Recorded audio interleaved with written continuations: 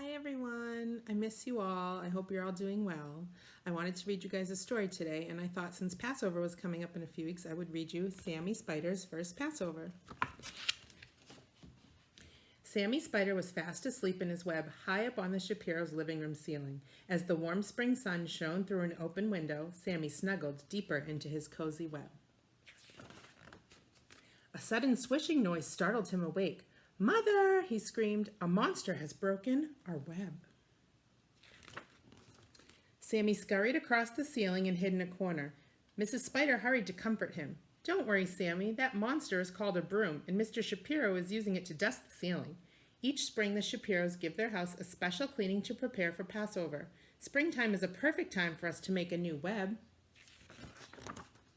"I don't know how to make a web," Sammy said sadly. "I'm going to teach you," said his mother, giving him a big hug. "Will we celebrate Passover too?" asked Sammy. "Silly little Sammy," laughed Mrs. Spider. "Spiders don't celebrate Passover. Spiders spin webs. We begin by spinning one thread. Then we spin a second and a third. Finally, we spin a fourth to make a square."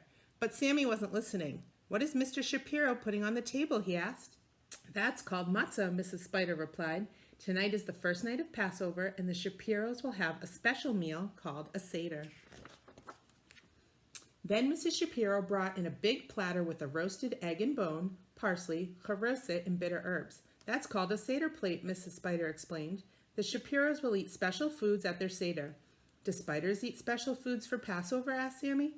"Silly little Sammy," answered his mother. "Spiders don't celebrate Passover. Spiders eat flies and other insects. To catch them, we spin a web, and I need your help. Watch me attach a circle to the inside of our web." But Sammy wasn't listening. He was hovering on a silky strand above the table, watching the Shapiros at their Seder. Crunch went the matzah as Mr. Shapiro broke it in half. Sammy watched him wrap one of the broken pieces in a bright red napkin. When Josh wasn't looking, Mr. Shapiro hid it on the top of the bookcase. Sammy climbed back up to the ceiling. "Mother," he asked, "why did Mr. Shapiro hide the matzah?" "It's called the afikomen," Mrs. Spider answered. "After the meal, Josh will try to find it. If he does, he'll get a prize." "What fun," Sammy said. "Can I play too?" "Silly little Sammy," said his mother. "Spiders don't celebrate Passover. Spiders spin webs. And I really need your help to spin a triangle inside the circle." But Sammy wasn't listening. He looked longingly at the hidden afikomen. "All right," sighed Mrs. Spider. "You may watch the Seder for a while." Sammy quickly crossed the ceiling and stopped right above the bookshelf as Josh finished reciting the 4 questions. He listened as the family sang Passover songs and took turns reading the story of Moses, who led the Jews to freedom. The Shapiros began their Seder meal. Sammy had never seen so much food. At last it was time to search for the afikomen. Sammy wished he could help, but he remembered his mother's words. Spiders don't celebrate Passover. Swinging from a strand of webbing, he watched as Josh searched every corner of the room. When Josh neared the bookshelf, Sammy got excited. Something shiny caught Josh's eye. It was an amazing little web with a beautiful Jewish star inside.